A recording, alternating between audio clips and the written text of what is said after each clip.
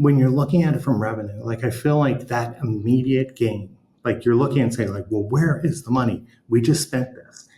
That's not how this works.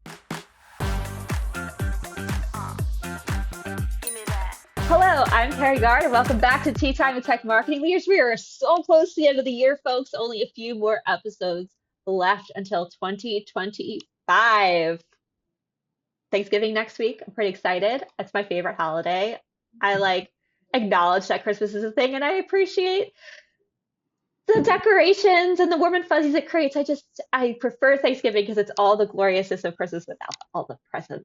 So I am psyched for next week. I hope you all are too, which means we will not have an episode because we are always on Thursdays. Today, I'm very excited for our conversation because I have Taryn Talley with me, and we're going to unpack events and how it has changed since the wonderful world of COVID, and they are back, and what we should be doing about it, and how we can really build our brands on the backs of it in multiple ways. She's going to tell us all the things. It's going to be great. Before I get there, a little bit about Taryn. She is a data-driven marketer with 20 plus years of experience, a marketer who can think strategically while delivering tactically with a clear bias towards action, mastering in marketing disciplines of web marketing, email marketing, brand marketing, content marketing, social media marketing, and event experiential marketing. She's thrived on both the agency and brand side in a variety of industries, pharma, banking, and tech, in both B2C and the B2B space. While she's comfortable as a solo contributor, she's a people manager with 15 plus years of experience in managing diverse teams of up to 20 people. We are going to unpack her story in a minute because, man, is it going to be glorious. And if you are looking for help, she might be somebody you should be looking at.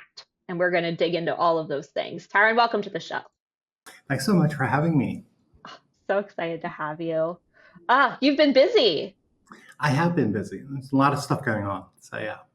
Are you going to be able to calm down now in the next?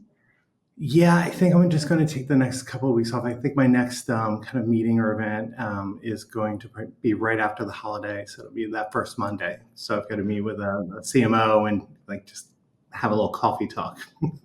Exciting. In about a week and a half off. So good. Enjoy every minute of it. Every minute. I do want to know your story though. You've had such a wonderful career. Tell us about it. Where are you today and how did you get there? Yeah. So I've got probably, I don't know if it's the traditional kind of marketer in falling into marketing role, but I started off as a creative. So my first, so my education is in design. And I started out as that designer, senior designer, moved to creative director, and then managing art director. So that was the first 10 years, 12 years of my experience. And, I worked in pharma and banking and some petrochem and kind of like a membership-based org, if you all know AAA, so the American Automobile Association. So I led the creative agency team there. And then probably during my pharma stint in design, I actually had an opportunity to do some brand marketing work and a little bit of project management. And that kind of got the marketing bug bit me. So it was one of the best jobs I've had. It was very fun. Working with drugs, right? So it's not like it's glamorous or CPG. But it just, the way you think through and build strategy and then execute that strategy and then measure the results, right? It just kind of hooked me. So starting out with at least 10, it was probably like I said, 10 or 12.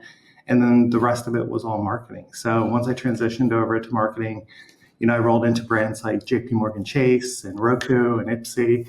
And then the last couple of opportunities I've had have been at agencies. So, one with Publicis, and with Epsilon and Publicis, and then Position Squared, where I am right now. Nice. Well, welcome to the dark side. I've got a lot of friends on the agency side, so the dark welcomes me. Oh, I think the agency side's come a long way. I actually worked for Publicis. I'm not going to date myself. A long time ago, pre-MKG, in New York, and so it was a wonderful experience, but it was tough. It was it's tough, but I know that the brand side's tough too. It's marketing is a tough world that we live in, and but we love it. Yeah, I mean, if you all follow me on LinkedIn, you'll see me post from the Marketing Millennials, and there's always some kind of funny little marketing thing. Like the Halloween costume for a marketer is literally 7 hats. You just wear them. So very true. Very fair, very, very true. So you're at an agency now. You've been doing all of this wonderful outwardly facing work at all these speaking engagements and all that fun jazz. What's the challenge you're currently facing? What's hard for you right now? I mean, I think when you're looking at it like from a growth marketing firm perspective, right? It just feels, and from what I'm seeing, even at my events, right, and hearing people talk and having conversations, it's a struggle to sell, right? Right now, it's got this weird, I mean, on one hand, we have like the federal government reporting just great economic numbers, right? Like leading the world. But on the other side, we're seeing people just struggle trying to convert, right? Trying to take that lead and get them to buy. And Mhm. there's people are doing all different sorts of things, right? Using different AI tools, but in trying to optimize the buyer journey, right? And understand intent and pick up those signals and then break it down and build strategy around that, Yeah. trying to get those people to just not only be aware of you, but hear the pitch, understand the need, understand what they need, and then connect the dots. So, like on the agency side, it's difficult, but I even think Mhm. at B2B, like B2B SaaS, right? There's just Mhm. challenges everywhere. I haven't talked to anybody who's just like, hey, I'm just killing it. Everything's like the money's just rolling in, right? Customers are rolling in.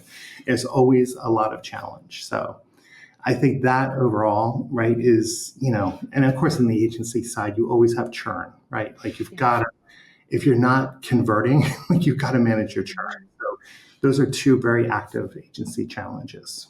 Yeah, I think the other challenge with being on the agency side is you can't always see the full funnel. So I've stepped into more of and you know this having worked with brands, I've had such a pleasure the last few years of actually being a fractional marketing leader. And so to get sort of like behind the scenes where I can dig into the data of a CRM has been life changing. But generally, when you work with big B2B SaaS companies who have all that internally, you don't get you're lucky if you can beg, borrow, and steal for a CSV Yeah, that you can pivot and parse. But even then, the data is very old, right? It's usually like we're looking at a month old data.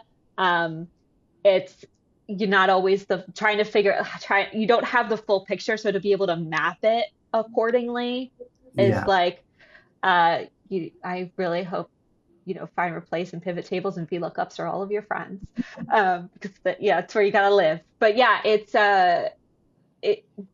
the funnel period is a challenge of figuring out what those intent signals are, and then you add the agency layer onto that of not even being able to really see the whole picture. And yeah, oh man, struggle is real. The clients definitely aren't rolling the way that we all need them to.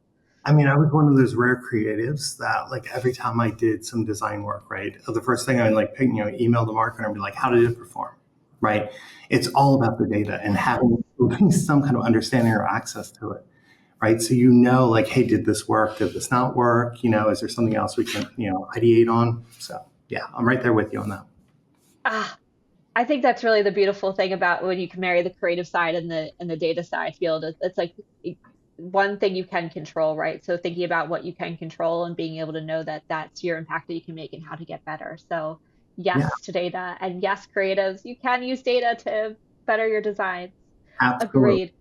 Agreed. Although I love telling this story real quick.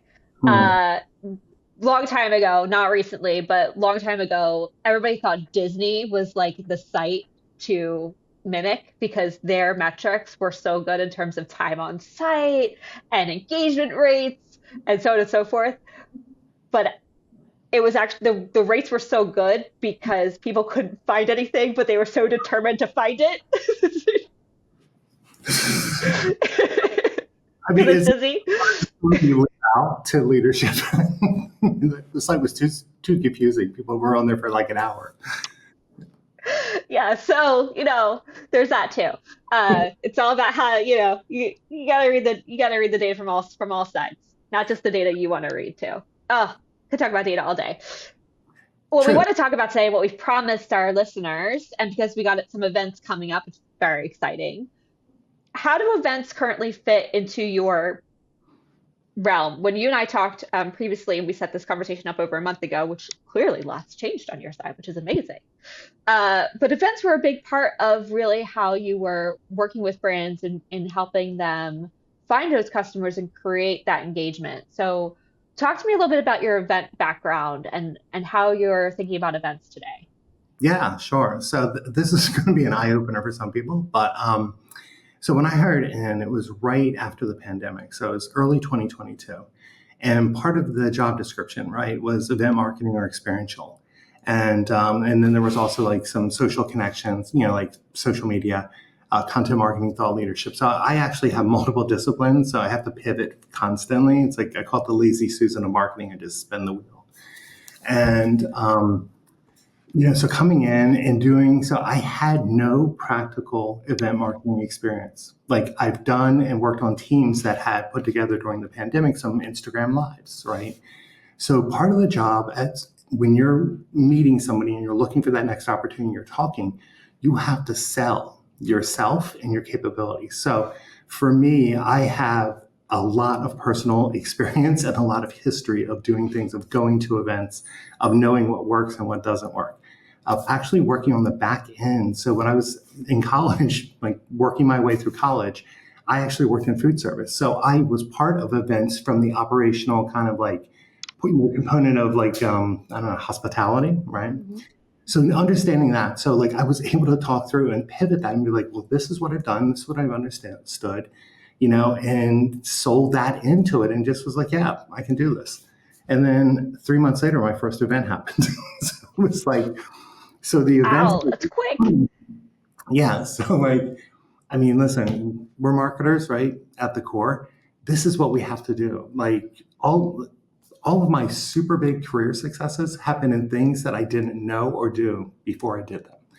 So being a lifelong learner, I crank down, I study, I understand, I break it down, and then I start planning. And I start working on the strategy, working on the tactics, and get it done.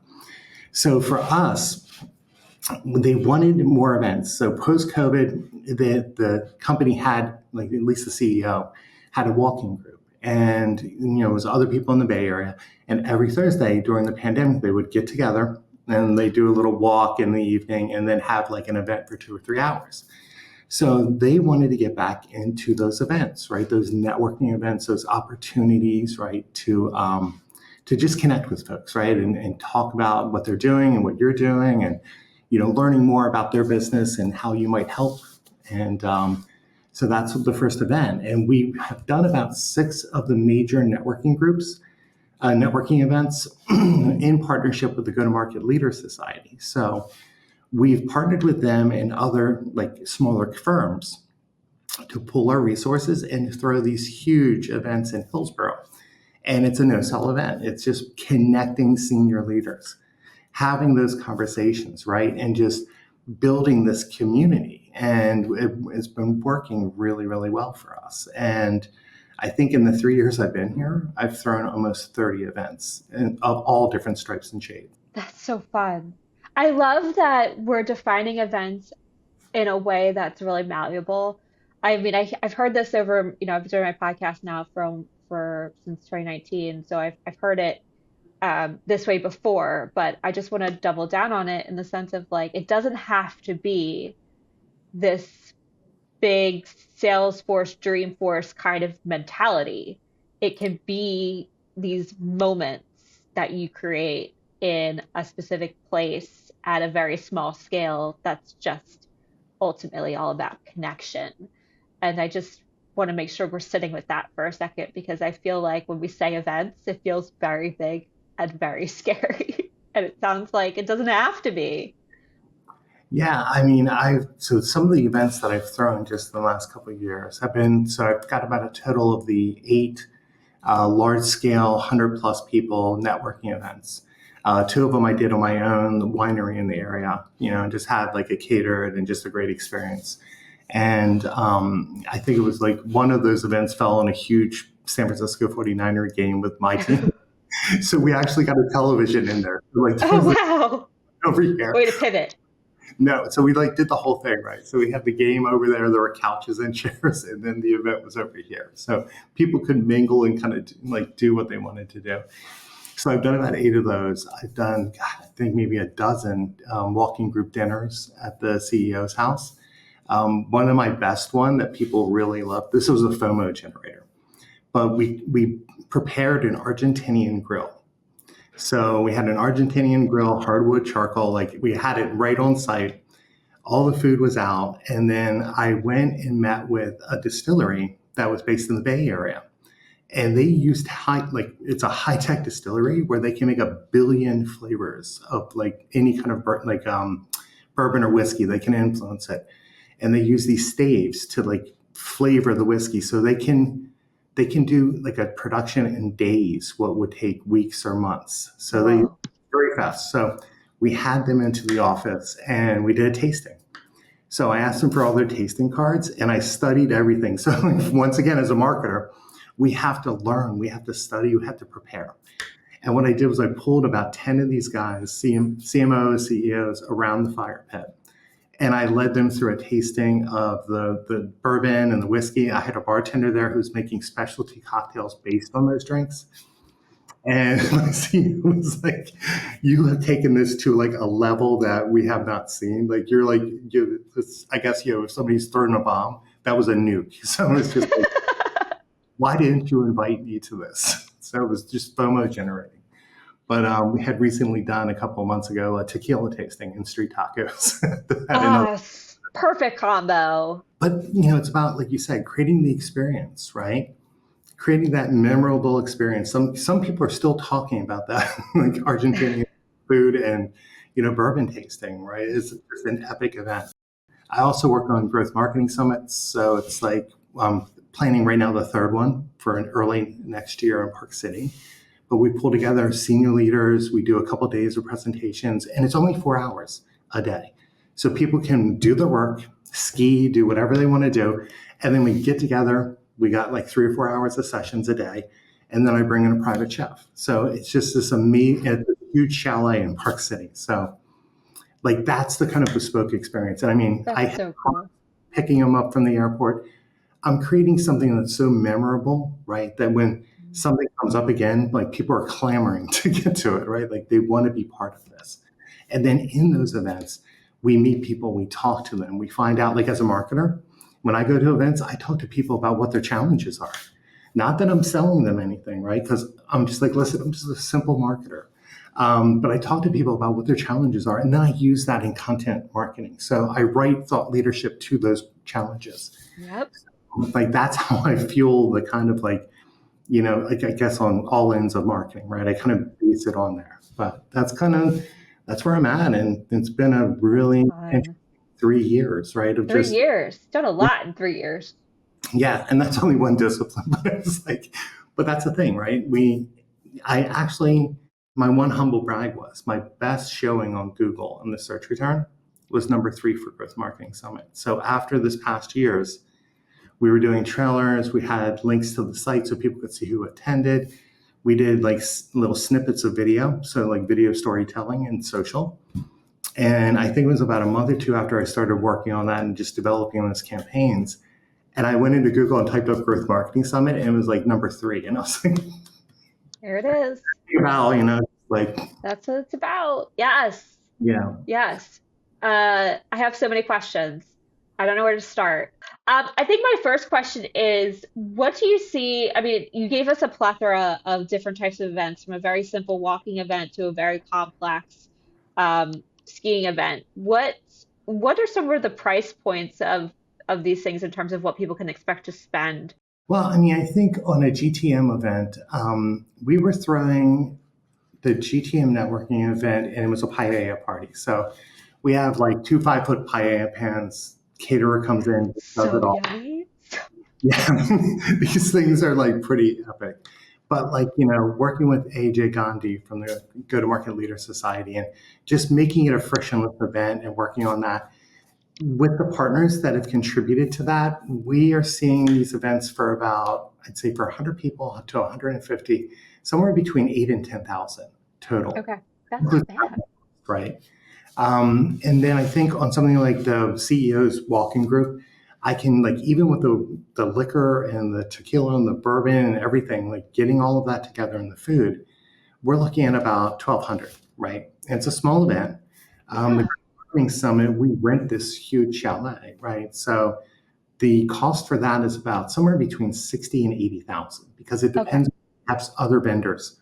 Sure. Like I brought in this year, so you're gonna, you're gonna laugh and some people roll their eyes, but I'm creating this experience that I want people just to be immersed in. So we pick them up at the airport. So I had cars scheduled for everyone's flight arrivals and transport back. I had two masseuses, two massage therapists come on Nice. site. So right before the session for 2 hours, if you were done skiing, you can go grab a chair massage, right? And then of course the private chefs.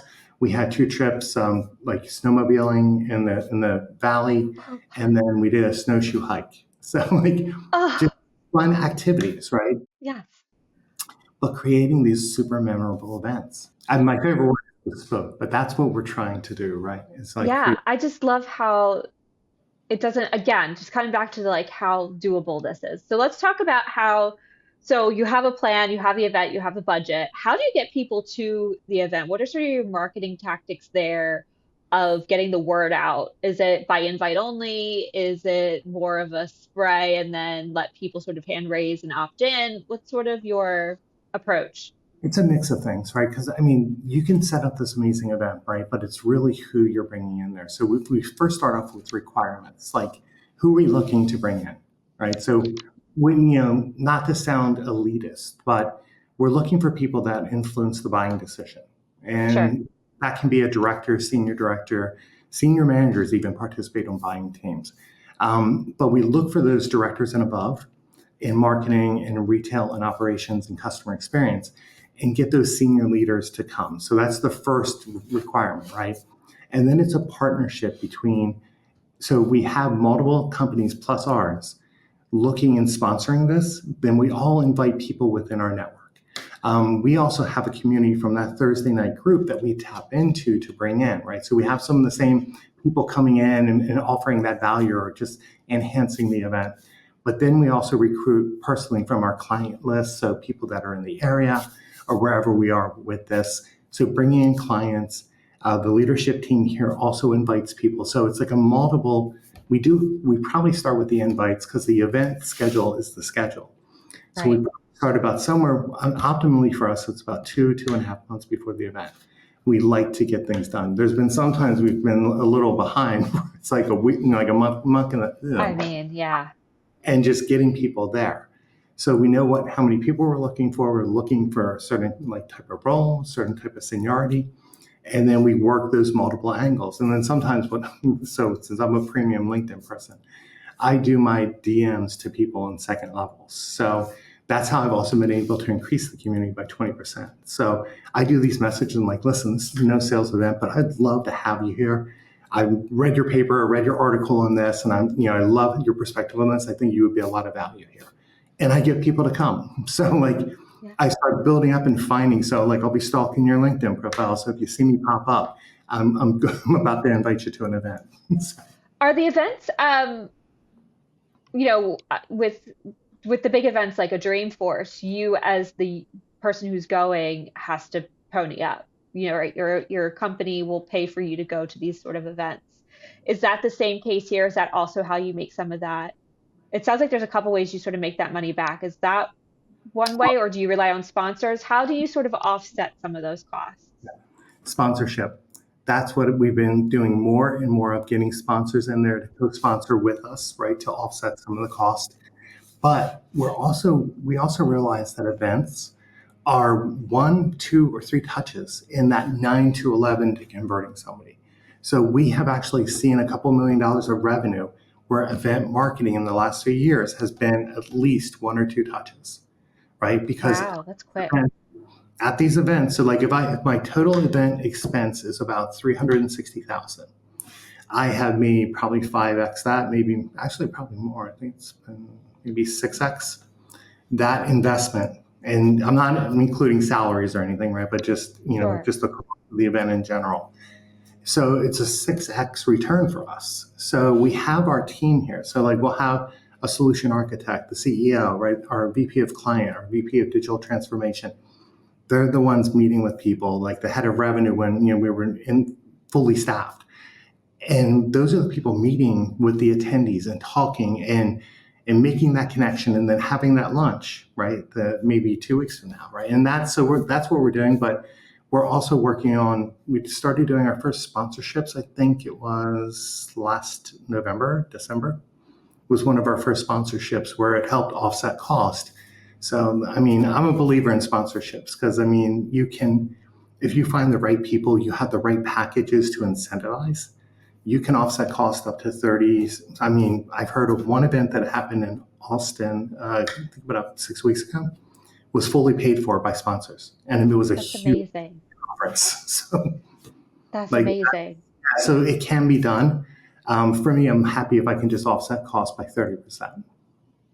What are some of the packages you put together for sponsors? Like, how do you make that, how do you bring them in a way that makes it valuable to them? So what I like to do with sponsors is I give them a chunk of the invite list, right? So I'm like, listen, this is for you to influence people within your sphere and bring them in. It depends on the kind of event. So if it's like a networking event, it's signage, it's support, it's promotion, cross promotion. For us as an agency, we also allow for, we have a podcast for the CEO called The Spark of Ages. The logo's right behind me, but it's like, we also offer that too as like a kind of a placement, right? An opportunity to have a platform like this to share and to talk about and something that you can market yourself, your brand, or your company. So like that's kind of what we do.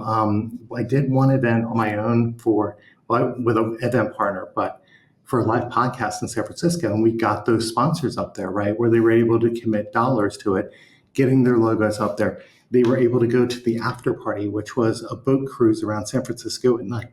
Nice. So, there were like things like that. So it depends on your event, depends on what media channels and what things you have to offer. Like I went to an event that had somebody, really pay for the food, but they had their logo was everywhere, right? Like I wasn't sure even what Inflection AI did, but their logo was everywhere. They had tables in the room, like networking with people. So it just depends on what you're looking to do. So there's two ways to come about this that I feel like is really helpful. And the other One side is is as the person is the sponsorships, where you could be the person event sponsoring and the an costs event. associated with that. Let's talk about the return for folks on this, because this sounds all lovely and glorious, and then they're going to go throw an event and it's going to be the highlight of the season, and then leadership is going to turn around and go, great, where's our revenue, right? Like that's sort of so what kind of return can they expect? Is that, I mean, I know that it depends. Yeah, so I think like for the first GTM event we did, we partnered with SalesHub, right? So they're a revenue platform. So, after that event, I had the leadership team like, holy crap, that was amazing. Like the points of contact that they had. So for them, it was actually identifying leads that were maybe unknown to them. So like people that we brought in, we had a big chunk of the list that did that, but they actually had actionable stuff, right? And like you said, the devil's in the details. So it's always about your follow-up and how good your conversations are. Like for us, it was, I think, a total of 5 or 6 clients got signed through a series of events, right? Okay. So for us, these events, it's not just a one and done, right? And where it's like magic. You're like, hey, I put down 8,000. Such a Like, good point. let the money come in. You have to work everything consistently. Like I'm telling you, the first day of work after an event weekend, we are going through the contact list. We're looking at, okay, we're going to have lunch with this person. We're going to talk to this person. We're going to send a case study over to this person. We're going through that list and identifying the targets, right, for us to reach out, to follow up. And that's how the revenue came in. In terms of like for sponsorships, when you're a smaller brand, right, you can actually get some visibility. So For us with the Growth Marketing Summit this year, we want to bring in sponsors. So what that means is podcast episode, right? That also means speaking engagement, right? That within the theme that we have for that. So we go with agentic AI, speak within the theme and show that value to the people, because this community that we build, like that WhatsApp group from this year is still active right now after 11 Oh, months of cool. people. The people who came have invited other attendees to sit on the board of their companies. Like there is this back and forth flow of just good things happening for the group that's there, right? And it's kept a WhatsApp group alive for 11 months of like Oh, people who might wow. have known each other before this event. So doing things, and I love what the CEO says, which is we don't ask first, right? We like, what can we do for you? And how we can Yes. connect you, how can we do this? And then that will be returned to us. So having that active community and then bringing back and tapping into them, because one of the people that attended, one of my favorite people, and I've been to about 4 or 5 of his events, but David Yukovich, he actually, so he and I talked at his last summit, and it was an AI summit in San Francisco. I asked him, I said, listen, we're doing the Growth Marketing Summit again, but I'm going to need some help finding the right sponsors. So he's willing to help me. So using these events, I'm building connections. Like I find all kinds of unique venues. I find good caterers. I also find people that I can connect with to help me identify sponsors or even invite the right people. So like that's the kind of thing. So when you're looking at it from revenue, like I feel like that immediate gain, like you're looking and saying like, well, where is the money? We just spent this. That's not how this works, right? And I feel like when you, Yes to that. I mean, if you just look at it like, where's my stuff right now? That might not happen. Like my stuff was one touch on that way to a couple million in revenue. So like I did my thing. We did our follow-ups, right? And a client might have popped up here. I also do events that are hero moments for people, right? So doing panels where I can have people speak, giving them the visibility and audience, right, to influence, like creating. So, before I joined Publicis, I was one of their clients with Epsilon before it joined Publicis or was acquired by Publicis. So, as a JP Morgan VP and having managing Epsilon, they used to create hero moments for me. So I was the only Chase person who ever went to their summit in Florida.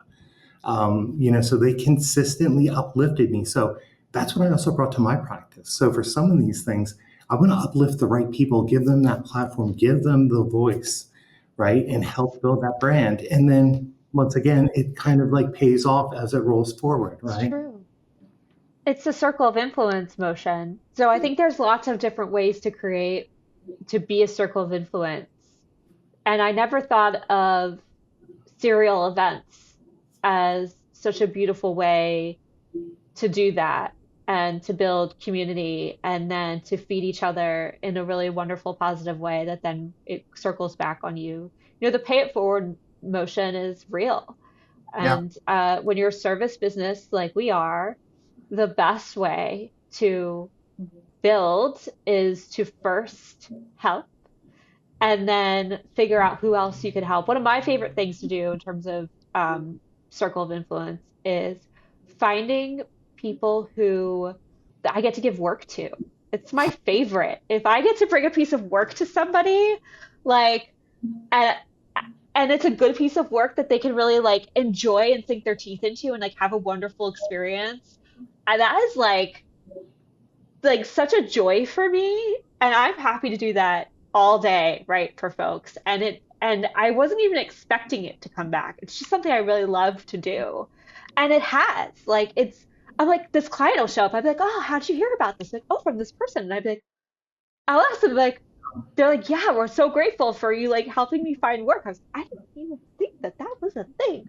Right. So finding those moments that really give you joy of how you can pay it forward, you never know the trying to figure out the ROI and everything. I gotta ask the questions because I know marketers are listening, and I know I know their leadership's gonna turn around and ask them the questions, right? So I gotta ask. But I do know in my heart of hearts of like, it's not really what it's about. The ROI will come, but what it's about is building those connections, building those relationships, being that circle of influence and helping others. And It's really community building, right? Like you're building a sustainable community, right? That you And can doing it. just all things come through and from that. So like now, I mean, you know how you and I got connected, right? Yes. I was Lovely Trevor Van Worden. Shout out to Trevor. I talked to Trevor at a pavilion dinner, right? Because I Oh, also attend events. So I met him and I had connected with him. I didn't realize it, but I connected with him months before because I wanted to connect with pavilion members on LinkedIn. So I was talking to him and he had a little pitch there at dinner. And he's like, I know, I need to connect you with him. And I'm like, awesome. But do that's it. the thing, right? Like, that's how like networking and events work, right? Like I've got a friend of mine who, as I'm building also a fractional practice, I met him at an event in June and we become friends. We've attended a couple of events and we're working. Like I went up on Monday afternoon and him and I were helping each other on building the decks for our fractional practice. And just like, but, and then that community in WhatsApp, somebody was like, I need a PMM stat. Somebody in cybersec who can work fractionally. So I pick up the horn and say, I'm like, Chris, any PMMs that are available and work fractionally, right? Just connecting people and Yes. serving the community. I mean, so yeah, if you want that quick ROI, it might not happen with everything. But if you want that deeper relationship that you're willing to nurture and to grow and to help put Yeah. together, then I think that pays off in the long run significantly. There's a couple things that we touched on that I just want to like come back to make sure people really hear us and love these lovely stories you've told, Taryn. One is that it's not just about having one event, it's how you layer them on and build them. The other thing I heard you say in terms of who you invite to these events, it sounds like a wonderful mix of people, um, not just leaning into net new clients, but bringing along existing clients. And it sounds, and then you got sponsors and partners in there. Did I pick up on that correctly? Yes, that's the Yeah, myth. Yeah. you gotta have a mix. You gotta Yeah. have a mix. I love that. I think that's so key. And then the ultimate goal being about connection and networking, Yeah. I think is just really key. What I loved about this and all of your examples is that there were so many the diversity was really wonderful, and to think about it not as like you have to make this big splash all the time. You're absolutely right. It's like you got to hear it. Like, so when my CEO is like, I want to do the walking group at my house, like, we need to think about what we're going to do. I'm like, okay. And he's like, and don't go overboard, don't go nuts. Like, he's like lecturing me. I'm like, when do I ever do that? I'm like, I'm creating a bespoke experience, right? Because I don't think it's nuts to do things. Like, I feel like I want to do something and just, like at that last event, I did the tequila tasting. Somebody was like, how do you know this? And because I'm like leading them through this tequila tasting of a tequila I've never had. And I was like, I go and find somebody who specializes it in, total wine and more. And I talk to them. I look at the bottles. I tell them what I'm looking for. I go to the site. I research notes. I said, if you just think my events happen through happenstance, then you would be wrong, right? There's preparation, there's So education much. and studying, and there's so much that goes into it. It's like the event is only I don't know, it could be like sometimes for me it's a weekend, right? So the event's on a weekend, but there is 3 weeks of just hardcore focus on everything and pulling it together. I love that you mentioned it, the devil's in the details of it, and those memorable moments come from just that one thing, whether it was the FOMO of the bourbon tasting or um the you know having being able to sit down and have a massage for 5 seconds. So it how do you how do you not eat the elephant? How do you not get overwhelmed? Like where do you start? And what are some of the high level, like give us a little bit of a framework here for us to start working within. Well, I mean, it really starts with what I'm trying to accomplish, right? So, like, if I identify the level of the event, so for me, let's say it's either the GTM networking, it's the dinners, or like the walking group thing, or we're doing an AI and marketing session, right? So, like maybe speaking and education. So, finding that event, and then defining the audience, and then you work down from there, right? So like for me, if I did the AI and marketing session, I need a facility in the area that people can easily commute to, right? Because in the Bay Area, the traffic is insane. So like even getting somebody from like, the peninsula, which Palo Alto and stuff, down to Santa Clara is impossible, right? So Yeah. going to Palo Alto, I was able to rent an event space that was an old theater, right? So like, but it starts with what kind of event, what kind of venue do I need, and who are the people that are coming and where are they? And then I go from there. I find that spot in Palo Alto. I connect with the right caterers, right? And then pull that all together, get the speakers locked down. Invite that class of people that I want to hit from in the new community and the existing community. And then it all comes together. But I start with the basics, right? What are you trying to accomplish? What's your audience? Where are your audience, right? Because like in Park City, everybody's got to fly in. And sometimes East Coast, West Coast, right? I think this one that we're planning, we might have 2 people from the UK, right, coming. So it's like logistically, there's a lot to handle. So, but start with your basics of what you want to accomplish. What are you setting out to do? What is the core of it? What's that experience you're building? And then who's coming and where are they, right? And just go from there, and then everything else clicks into it. It sounds like you never go at this alone. You Sometimes, definitely have the vision. Um, when you don't go at it alone, who are sort of your go-to? Is it like the partners you use over and over again? Do you find new partners every time? And then who within your team do you like, buddy up with to say, is it an executive? Is it an assistant? Is it office manager? Is it other teams within, if you're doing this from a marketing perspective, do you bring sales into it? Do you bring product into it? Like, who are you? yeah. How do you rally? How do I make it happen? So basically, depending on the size of the event. So I have a marketing specialist and a marketing ops, sales ops specialist, right? So they're like my core team. So we're working together logistically, planning this out, like who's coming when, okay, when are the cleaners coming for the space, and just planning this all out. So that's the core team. Our EA, so she's been with me for 2 years and been on almost every one of our events. She's done the walking groups with me, and then she's like her and I working together, and I'm setting an example and showing her like, this is what we got to do, this is what you got to handle. I was able to travel during 2 or 3 walking groups and have her manage and set up this event perfectly, right? So like helping her, and she would do it also with the team, but getting her in the right mindset. So I'm trying to get her to become that event marketing specialist, right? Because I want her to expand her capability, because she's very capable and has just like that never-ending drive. So I'm like, let's get you involved and get you in here and activate. On the leadership side, it's usually like the VP of digital transformation, the CEO, the VP of ops, the VP of client, and the head of revenue, pulling them together and planning some stuff, talking about the logistics, talking about the invites, working with them and driving them. And sometimes like herding cats, let's be honest, driving them to pick a theme for the growth marketing summit, right? I think agentic AI is something we should be talking about, because it's coming very robustly, very quickly, and it'll be here before you know. Well, it's here now, but I mean, in 5 years from now, I don't think we will recognize where, kind of where we thought we would be with this. It'll just So be in everything. It'll it'll. just be part of everything. I mean, I saw one guy say that there could be an agent talking to another agent, then they both realize they need a human, and then they go to another agent to hire a human to fill something. So like that's the future. I think we should talk about that as the theme. But I got to get the leadership team around that, right? And then we got to find the speakers. Then we got to find the sponsors, right? Who maybe aren't competing with us. They do something that maybe might be similar, but they add value, right? Yeah. That's kind of how we do it. But that's like the team. Yeah.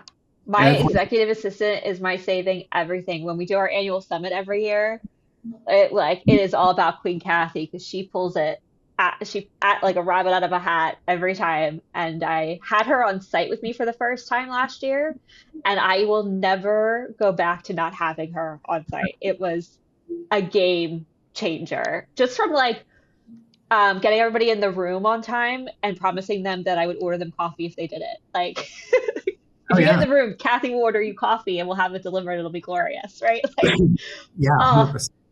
and then when things would go sideways, like to have her there knowing all the logistics of how executive assistants are just unsung heroes of event planning, well, of everything, but especially event planning. They truly So are. That growth marketing summit this year. Her and I were like, so we split a room. So we're like in there. We're planning gift bags. We're loading up gift bags. We're over here. We're shopping, right? Because we want to get the materials for the concierge to cook for people, and we're just like, we're all together. Her and I spent 7 days together for 80 hours and just put this whole thing together. And like on the flight hub, like, it was her and I were the last two to leave, of course. First there, last out. last to leave. Yep. So it was her birthday weekend. So I was like, hey, Oh, girl, I'm like, let's go get patties. So oh, so good. I just went in the airport and just went to the flight and just did it. I was like, yeah, thanks for everything. That is, oh, that's so good. I am so grateful for this conversation, Taryn. You have definitely sparked so many ideas for me, and I'm sure for so many others of how we can bring event planning into our marketing strategy, not as a one-off. That was my big aha moment with this, and I am grateful for it. So thank you so much. Before we go, Yeah. uh, two things. One is there any last piece of advice for people who are now you've sparked interest and they're thinking about how to get going in 2025? Any last words of wisdom in Yeah, embracing events and leaning into it? just figure out what you're trying to accomplish, right? And know that, it doesn't have to be grandiose, right? It can be small things or targeted, but just figure out what you're trying to accomplish. Like if your thing is about brand activation, like how are you going to do it, right? And just go really high level, look at Yeah, what you're trying to accomplish and what you want to do, and just focus that on there. I love that. Just focus down, like, because it can be overwhelming, right? If you've got this calendar, this 30 events. I mean, like for me, last year was insane, and it was like just a ton of stuff, and it can be overwhelming. So just start Okay. small. Start with one or One at two. a time. Yeah. One at a time. Uh, where can people find you? They can find me on LinkedIn, Taryn Talley 1, and Instagram, Taryn Talley 1, and Blue Sky, Taryn Talley. Look at you getting not needing the one on Blue Sky. Look at you go. That is, Yeah, everybody's headed there. I'm headed there myself. I'm excited for it. I'm loving Uh, it. Yeah. oh, okay. Well, we could do a whole show on that. Before we go, Taryn, because you are more than a marketer. You're more than a marketer. You live in the Bay Area, a near and dear place to me. What are you most looking forward to as you're closing out 2025 here? Anything personally going on that's like exciting and you're like, Not really. I'm just, for me, just wrapping up strong, right? Like I start the year with a huge strategy and plan, and December is all about me just looking at the tactics and seeing what we have accomplished and being able to report back on that and start planning. Right now, I need to be planning for next year. So like for me, it's like that December is just kind of like focused on the data, right? I yeah, am really in spreadsheets the month of December. So like that's my jam. And love a just good figuring spreadsheet. stuff out. Yeah. And then just trying to like enjoy some time and, just kick back once in a while. Decompress. Get Yeah. gear up. Yeah. Yeah. Then rearm, resupply, and get back in it.